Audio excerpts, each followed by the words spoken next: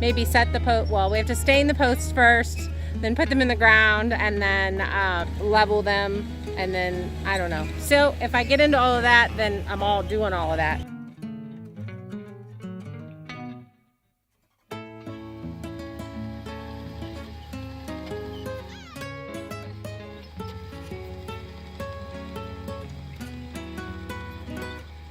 All right, you guys, welcome to the farm. And I don't even know what happened with my editing, but I think it shrunk it. I can't tell. If it's on your screen and it's not the full screen, I don't know what happened. But let's get into this. So clean up, prep the site, get ready for digging post holes, get all the debris out of the way. And if my trashy yard bothers you, sorry, not sorry. This is a construction site and we do the best that we can at the time that we're doing it. So we are working on cleanup and getting debris out of here, but for now, this is what we got.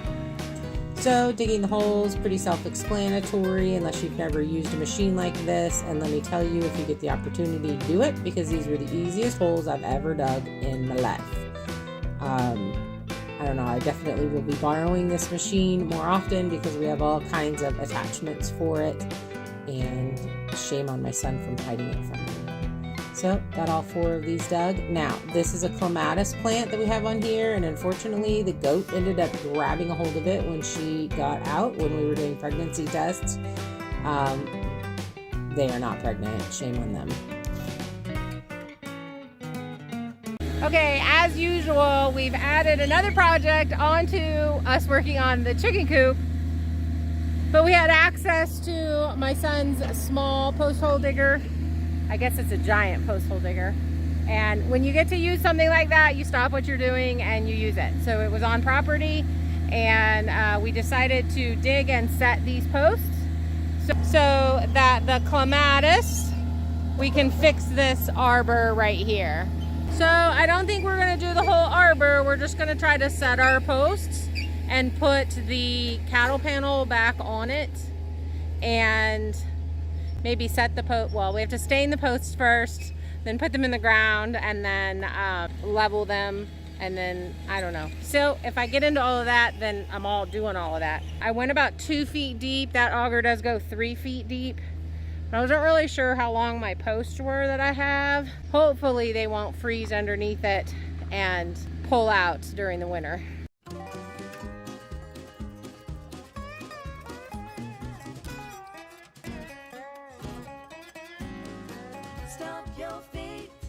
Fun thing that I get to do because my grandkids live on the property here with me. Well, they don't live with me. They live with their parents, but we're all on the same property and building a family compound. But I get to hang out with them, and Jasper is an insane helper, and I love it. Love it, love it, love it. It's the best. Grandparents, if you can live near your grandkids, do it. They keep us young. So we got these painted, ended up realizing that these were 10-foot posts, went back, dug the holes a little bit deeper, didn't show it to you because why add more to the video than what needs to be in the video? So I'm practicing that. Burned the end of these, got them set up for getting in the holes, and what we're using is actually a stain, not a paint, so it does soak into the wood, which is really nice. And if you put a couple of coats on, it's really dark and it looks like paint, so that's pretty cool. Decided to do pocket holes because they really are strong and they hold really well. And going through these 4x6 posts I would have needed a much longer screw to do that. So this worked out well. Pretty much love these things. I use them in a lot of different stuff. Now to set our posts. So with the holes they ended up being about 2.5 feet deep, and we're going to have a 7-foot clearance on this gate, and it's wide enough on this arbor. It's wide enough that I can drive the skid steer through it, whether it be the smaller one or the larger one. And so that was actually really important to me to be able to have this as an access point for that. So eventually there'll be some gates on the front, and I'll do 2 gates that, swing open and I can still get through this really nicely. So what I'm doing at this point is I measured 2 feet from the top. We put a crossbar, and then 2 feet down from that, we put another crossbar. These are 2x4s that we burned. I'll probably go back and stain them. I just didn't really want the stain on the clematis. I don't know, silly things. And another thing that I made the decision to do was to not fill in the holes. I decided to add all of my upper stuff and get it exactly where I wanted, and then level the post and set in the hole. First time I've ever done this, and I actually liked it. Instead of setting the post, trying to make them level, make sure they don't move, and then adding everything at the top, I found this to be a lot easier. So I'm using a mixture between store-bought lumber and milled lumber, being that we have a sawmill, we have a lot of stuff that we've milled and it's just kind of sitting and has not been used, and I wanted to get it used. So these are 2x8s.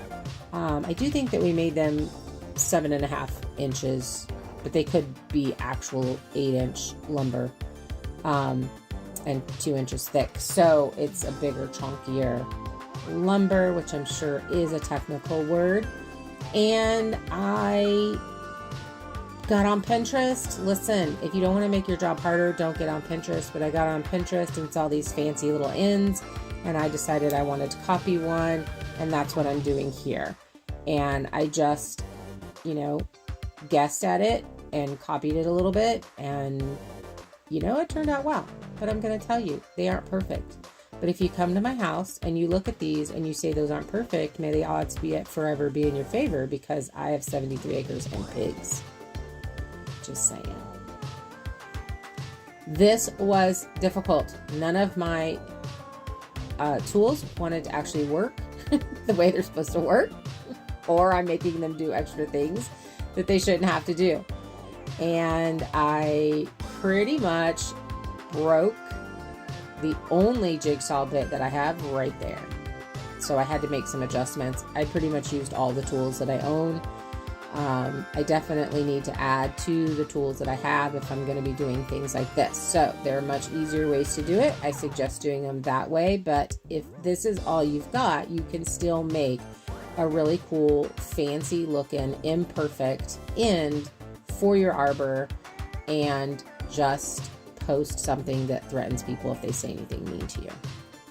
Just saying, it's your land. You do what you want. You do what makes your heart happy, and this day it made me happy.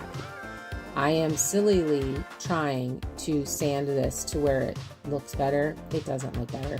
I then go purchase a router bit and try to router that, and that didn't help either, so don't do that.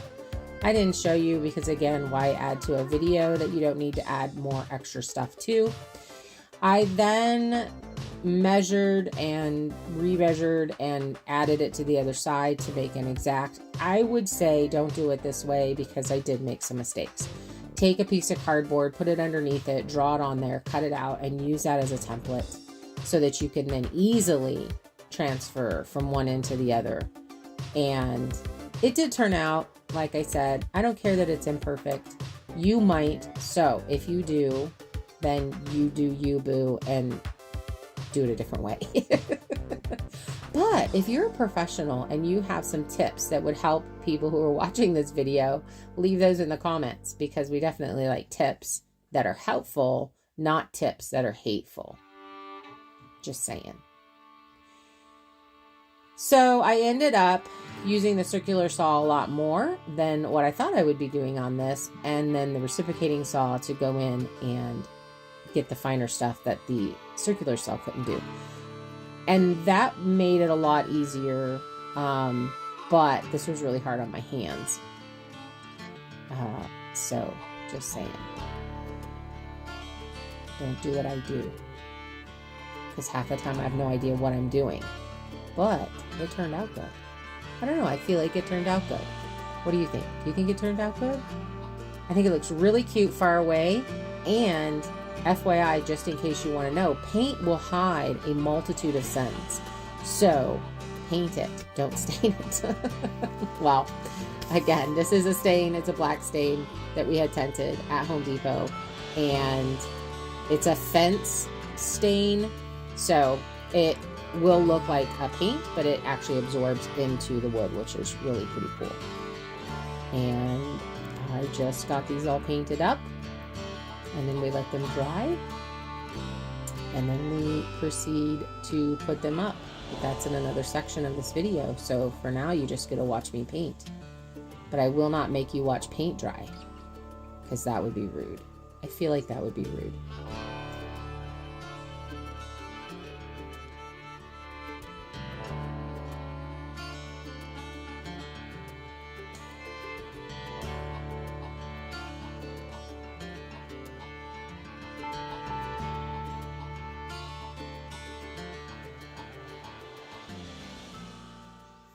Okay, day 3. Let's get her done. We bring out our ladder. We get this all set up. It is cold, y'all. We woke up to 34 degrees, and so we're in jackets. We start out in jackets. June 3rd, and it's cold. I'm from Texas. I'm not used to this here in North Idaho weather. But it was really nice. It's a nice day to do this build. As you can see, we've added our upper parts. I don't know technical names. What I did, little tip here, being serious, is I actually marked these boards before I painted them, the 8, or actually I think it was 7.5 feet wide, so that I knew where to set those posts.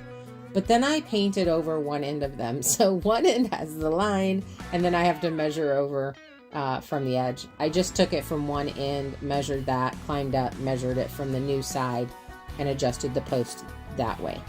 Then we leveled the posts, filled in the dirt, stomped it down, held it secured, and this worked really well. I actually really liked this method of putting this up versus setting the post first and then trying to add and measure everything to the top. And it warmed up and jackets came off, and we proceeded to finish all of that up.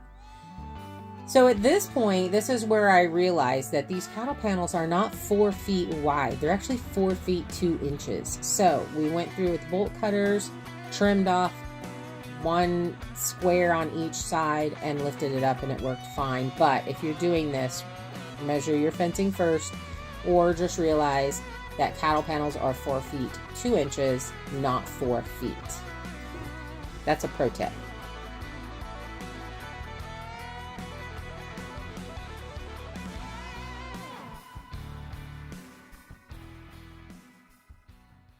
Good morning. So we're on day 4 of building the arbor, and I'm trying to make a decision here. We're on the last bits of it. Did go to the dollar store and bought a couple little candle lights. We'll see how those do. I do want to build a thing that brings them out farther here, but we've got this archway part to do today, and I've got a 2x12 that I can do that with because it's curved. But the fencing, I'm kind of wanting to put it on the outside instead of the inside, which the 2x12, I don't know, it may be fine done on the inside if it's attached it to this upper piece and the lower piece. I don't know what I know. So we only have flowers on this side, so we'll definitely have to add some wire in the lower section so that it can start climbing up. I don't have anything on this side. I don't know if I'm going to put anything on that side, because the clematis will definitely fill, there's 2 clematis plants there, and it will definitely fill this whole archway. So it doesn't really need anything to compete with it. So that's what we're doing today. We're finishing the little arch here, and then I need to start thinking about a gate in the front of it. But we're so close and it looks so amazing. The other thing that will be happening is, and first off, is there will be a 2x8 that goes across here that the cattle panel is actually attached to on the top, and then we'll adjust it on the sides. I'm very excited. I love it. But that's what we're starting on today. So here, let's get to it. All right, you guys, some more pocket holes, but can you tell I'm tired? These were long days because we were not only just doing this, we were doing multiple other things. on the property too, picking up grandchildren, running errands, etc., etc. So these are 2x12s that we cut off of the sawmill, and I decided I wanted my arch to be 8 inches wide to match the 8 inches of the other material. So I just started at the center of the board, measured 8 inches down, and then drew a line on there and cut it out. Again, this is an arbor for my garden, and I like the rough cut. At least that's what I'm telling myself, so that I don't be sad that this is not perfect.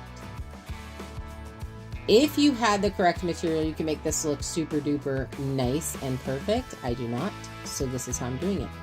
Now I held this up and I drew the line so that I knew where I needed to cut these off to the side, but they still kind of didn't turn out well, as perfect as I wanted them. I attached, instead of going behind that first crossboard on the top, which is what they've done in other videos that I've seen, I attached mine directly onto the top, and that kind of caused some issues. If I would have just went in the back, it wouldn't have had to have been perfect. Definitely get yourself some good U-nails to attach this cattle panel, because it will want to pop out. Here's where you can see that I added it on the top. And I don't know how I did this differently, but I did. It is what it is. So it's a little bit off. We got two more we still got to cut, so we may take this one and put it in the back and try a different one in the front, so at least it looks the same.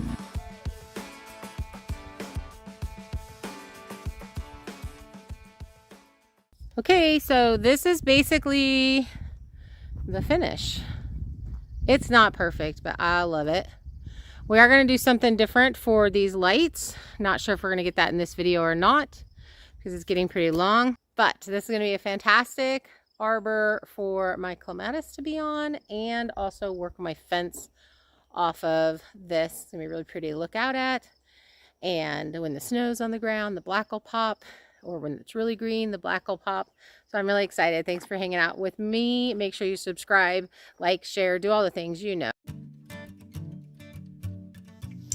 Okay, you guys, we decided to push through. Now this is a 2x3 piece of lumber that I ripped in half and then cut. We decided in 1.5 feet, 18 inches long for the side that's attached to the post, and then we went out 1 foot. And we just measured the hanging lamp that we had and made sure that that hung well on there, and that's what we went with. And then took the extra piece of lumber that we had left over and did the little cross bracing piece, put 1 screw in here, and bam, it's done.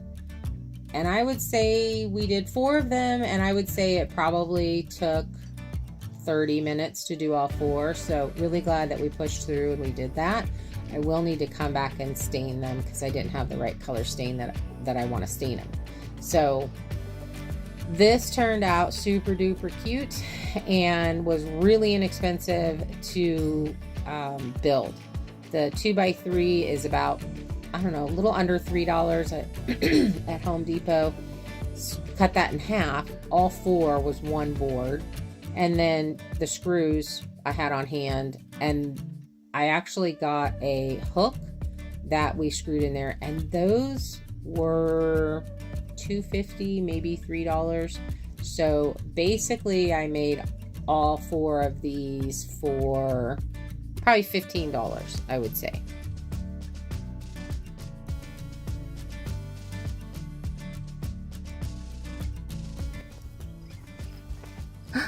Are you gonna pull a mini pearl and not take the tag off?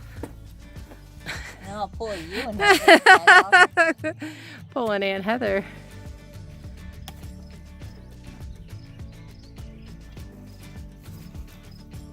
Oh, that's the best. I'm so glad we pushed through.